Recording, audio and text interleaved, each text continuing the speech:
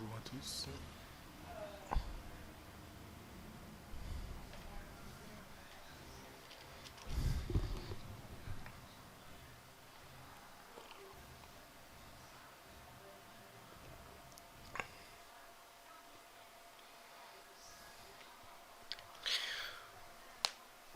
Donc,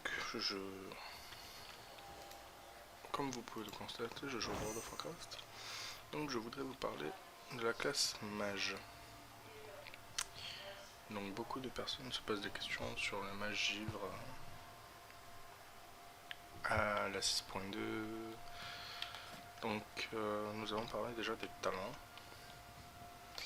Alors, en talent niveau 15, j'ai choisi Iceberg car ça nous permet d'incanter en même temps que l'on court. Ensuite, en talent niveau 30, j'ai choisi Barrière de glace car ça réduit un minimum de dégâts qu'on peut subir. Au niveau 45, j'ai choisi Anneau de givre parce que on s'en sert pas trop, les autres c'est pareil. En talent niveau 60, j'ai pris Cautorisation car ça aide beaucoup.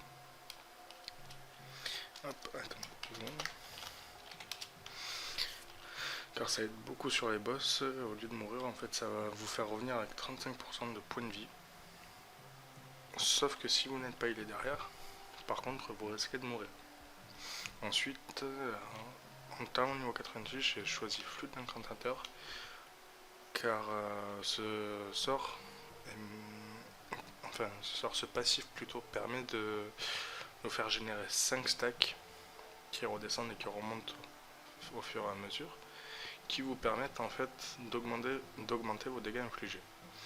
Donc Flûte de l'incantateur arrivé à 5 stacks vous donne 20% de dégâts infligés en plus, ce qui est pas négligeable du tout. Ensuite, en talent niveau 100, le talent cristal prismatique est très bien pour les boss en multi-cible. Par exemple, le premier boss de la citadelle des flammes infernales. Et la tempête de comète est bien pour les boss en mono-cible ou alors même en multi-cible, mais quand c'est bien paqué. Ensuite, au niveau des glyphes, alors j'utilise le glyphe de veine glaciale.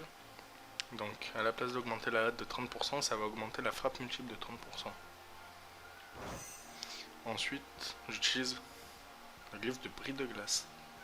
Donc votre javelot de glace et vos glaçons infligent désormais 50% de leurs dégâts à une cible supplémentaire. Donc ça fait du dégât multi-cible. Donc c'est plutôt bien quand il y a des combats multi-cibles, des choses comme ça. Et ça maximise vos dommages aussi. Ensuite, j'ai pris le glyphe d'élémentaire d'eau.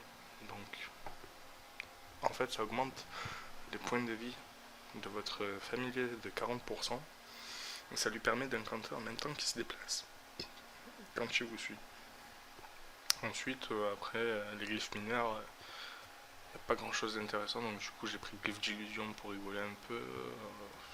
Le glyphe de condensation, ça augmente la taille de votre familier de 40%, donc c'est assez marrant. Regardez, je vais vous montrer de suite. Voilà, taille augmentée de 40%, donc c'est assez drôle. Après, j'ai pris le glyphe de téléportation rapide qui augmente votre vitesse après vous êtes téléporté de 70%. Donc, pour ça, c'est bon. Alors ensuite, pour le cycle. Donc avant chaque pool de boss, quand le tank lance la DBM pool, j'envoie ma barrière de glace, donc qui est placée sur la touche numéro 6 pour moi. Donc ici, comme vous pouvez le constater. Ensuite, entre 2 et 3 secondes, voire plus des fois 4 secondes je le lâche. Je claque ma Popo Burst, donc potion d'intelligence de Nick augmente votre intelligence de 1000 pendant 25 secondes.